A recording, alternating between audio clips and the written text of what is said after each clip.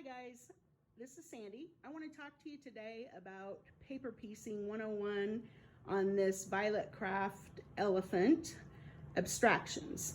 And as you can see, I'm going here. This is my trunk, and obviously I'm making a pink elephant. So the first thing I want to talk about is getting set up for your paper piecing project. You may notice that I am out here, not in my studio, but in my dining room, because my dining room has a much bigger table, and this kind of a project takes a big space to work on. So I've got my sewing machine. It's all set up for paper piecing. I've got it down to a 1.6 stitch length. I've got matching thread in my bobbin and in my top thread. I've got my rotating cutting mat right here. I've got this piece of template plastic that I use to fold back my pattern. I've got my add a quarter ruler. This is absolutely an essential.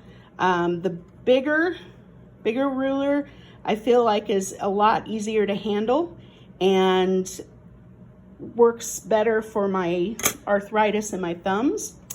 I've got all my fabrics. I have my color-coded chart from the pattern, and up at the top I've got written in what fabrics are going to go where. Then I've got kind of a little bit of a scribbly color going on. And then on this side I've got my ironing station, just a little spritz of Best Press. Occasionally I need to get that to lay nice and flat. And I've also got my glue stick right here. I like the Fons & Porter refillable glue stick, and I use as little of this glue as possible because it just, for me, it makes it more annoying to get the papers out, and that's the worst part. So I am working here. I'm going to show you on this piece. I started out with 13A, and I had that piece laying with the right side up. Then I went over here to 13B. I put right sides together. And this is really important. When I had this folded back, so I put this on the line, I took my paper and I folded this back. And when I folded this back, I can kind of see through the paper. I can see the line of the piece that's going to go there.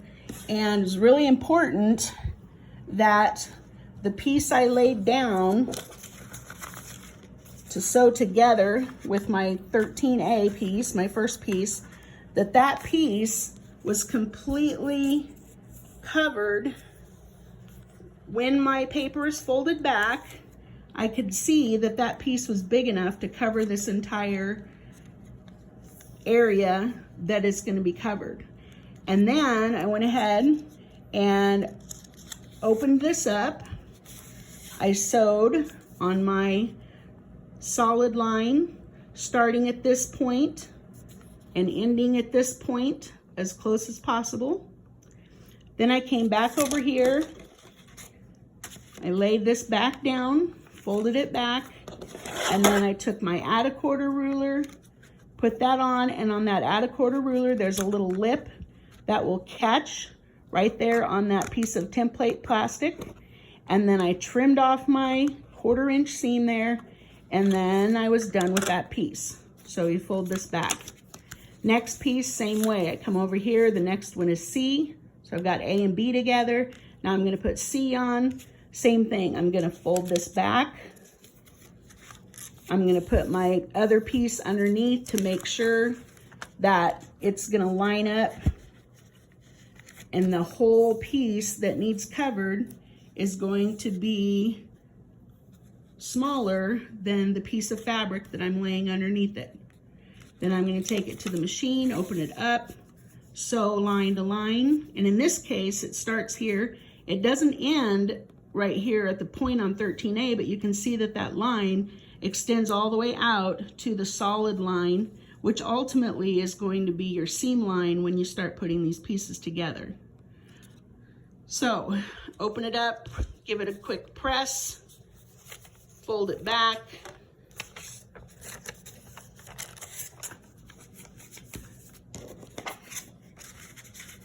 Use this, put the add a quarter on it, and then I'm gonna be ready to just trim right along that add a quarter. It'll trim this excess off. It'll leave me with a 1/4 inch seam, and I'll be ready to go on to the next piece. And that's pretty much all there is to it. I've got my sample over here, and I know what's coming as far as fabric. Once I get this trunk area done, then I will be able to move on to the next part. Okay, so that's pretty much it for today, and I will give you an update on progress as I go along. Have a great day.